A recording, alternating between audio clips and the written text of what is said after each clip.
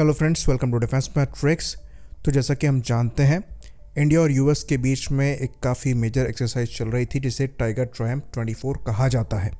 तो आज इस एक्सरसाइज का अंत हुआ है और इस एक्सरसाइज में यूएस द्वारा अपने काफ़ी इंपॉर्टेंट एसेट्स डिप्लॉय किए गए थे, जिसके अंतर्गत पहली बार लॉन्ग रेंज B-52 बॉम्बर दिखाई दिया है और इनके CH-53E सुपर स्टैलियन हेलीकॉप्टर्स दिखाई दिए हैं।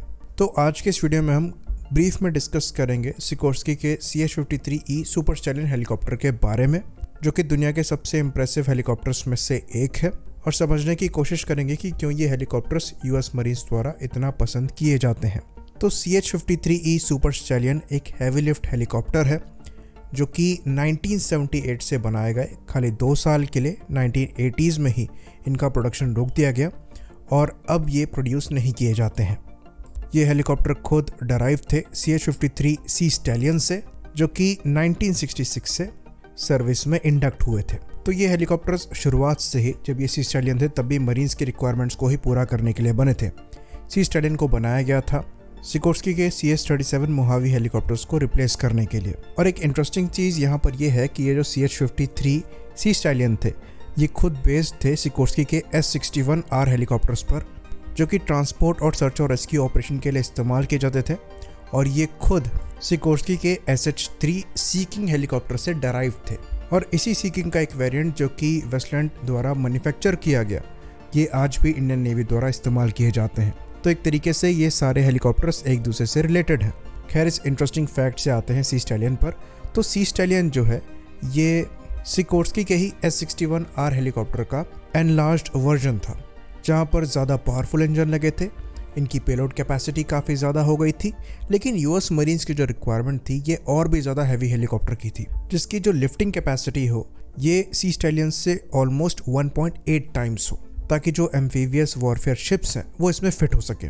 वहीं पर उस समय यूएस नेवी और यूएस आर्मी द्वारा भी इतने हैवी हेलीकॉप्टर्स देखे जा रहे थे। और उससे पहले भी सिकोर्स्की द्वारा CH-53D के एक एडवांस वर्जन पर काम किया जा रहा था, जहां पर लिफ्टिंग कैपेसिटी वैसे ही ज़्यादा हो, जो कि मरीन कोर, आर्मी और नेवी के रिक्वायरमेंट को पूरा करता था। तो उस समय इस प्रोजेक्ट को SAT कहा जाता था और यहाँ पर 3 इंजन्स को इस्तेमाल किया गया 2 के बजाय। साथ ही साथ जो ट्रांसमिशन है ये भी इम्प्रूव था, फ्यूज़ेलाज भी स्ट्रेच कर दिया गया था। मेन रोटर ब्लेड्स जो हैं ये चेंज करके टाइटेनियम फाइबर ग्लास कंपोजिट के लगा दिए गए थे, और जो टेल कन्फिग्रेशन है ये भी चेंज कर दी गई थी।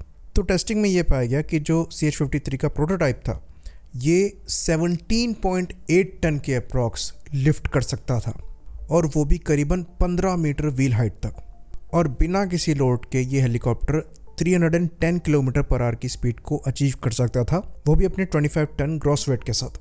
तो यहाँ पर टेल को भी रिडिज़ाइन किया गया था, जो कि अल्टीमेटली हाई स्पीड को सपोर्ट करती थी। तो जो पहला प्रोडक्शन एयरक्राफ्ट है, इसने 1980 में फ्लाई किया था, और यूएस नेवी द्वारा ये तुरंत एक्वायर कर लिए गए, लेकिन कम नंबर में किए गए। तो यूएस मरीन और नेवी के जो कंबाइंड नंबर थे, ये 177 ही थे। तो ये helicopter light armoured vehicles carry कर सकता है, लाइट होविट्जर्स कैरी कर सकता है उनके एमिनेशन और क्रू के साथ। साथ ही साथ ये अपने साइज तक के जितने भी एयरक्राफ्ट हैं उनको रिकवर कर सकता है। तो इन यूनिक कैपेबिलिटी के बावजूद यूएस मरीन और यूएस नेवी इनसे बहुत ज़्यादा खुश नहीं है, क्योंकि ये काफ़ी पुराने हेलीकॉप्टर्स हैं और इनकी मेंटेनेंस बहुत ज़्यादा है। ऐसा कहा जाता है कि करीबन 40 मेंटेनेंस आवर लगते हैं पर फ्लाइट आवर के लिए।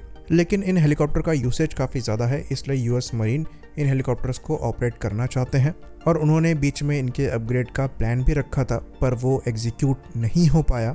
और अल्टीमेटली एक नए हेलीकॉप्टर को ही इंट्रोड्यूस कराया गया, जिसे CH-53K कहा जाता है। इसे किंग स्टैलियन भी कह देते हैं।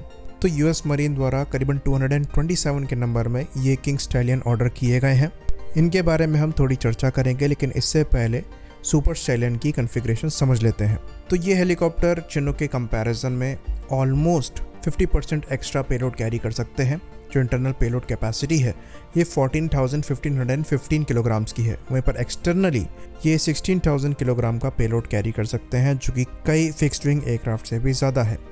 बाकी क्यूरियोसिटी ये भी होगी कि Mi-26 कितना पेलोड कैरी कर सकता है इन कंपैरिजन। तो रशियन Mi-26 करीबन 20,000 किलोग्राम का पेलोड कैरी कर सकता है, जो कि इससे ज़्यादा है। वहीं पर यहाँ पर 3 जनरल इलेक्ट्रिक के T-64 GE416 इंजन यूज़ किए जाते हैं, जो कि 4300 शाफ्ट हॉर्स पावर प्रोड्यूस करने में सक्षम है। इस हेलीकॉप्टर की जो मैक्सिमम रेंज है ये 1000 किलोमीटर्स की बताई जाती है और जो मैक्सिमम सर्विस सीलिंग है ये 5600 मीटर की है। इसके कंपैरिजन में जो किंग स्टैलियन है इसकी पेलोड कैपेसिटी ऑलमोस्ट सिमिलर ही है। इंटरनली ये ऑलमोस्ट 16,000 किलोग्राम का पेलोड कैरी कर सकता है और एक्सटर्नली भी ये 16,000 किलोग्राम का पेलोड कैरी करने में सक्षम है। वहीं पर यहाँ ज़्यादा पावरफुल जनरल इलेक्ट्रिक के T408 टर्बोशाफ्ट इंजन्स इस्तेमाल किए जाते हैं जो कि 7500 शाफ्ट पावर प्रोड्यूस करने में सक्षम है और रेंज यहाँ पर थोड़ी कम है, करीबन 850 किलोमीटर्स की है। बाकी ये बात भी हम आपको बता दें कि ये प्लेटफॉर्म चिनूक से ज़्यादा पेलोड कैरी करने में सक्षम है। चिनूक की जो मैक्सिमम पेलोड कैरिंग कैपेसिटी है ये ऑलमोस्ट 11,000 किलोग्राम्स की है। बाकी ये एयरक्राफ्ट 2022 से ही सर्विस में एंटर कर रहे हैं और करीबन 20 के आसपास अभी तक इनको प्रोड्यूस किया गया है। आई होप ये ब्रीफ इन्फॉर्मेशन क्लियर रही हो। इसी बात पर इस वीडियो को हम ख़त्म करेंगे। लाइक करिए, सब्सक्राइब करिए। जय हिंद।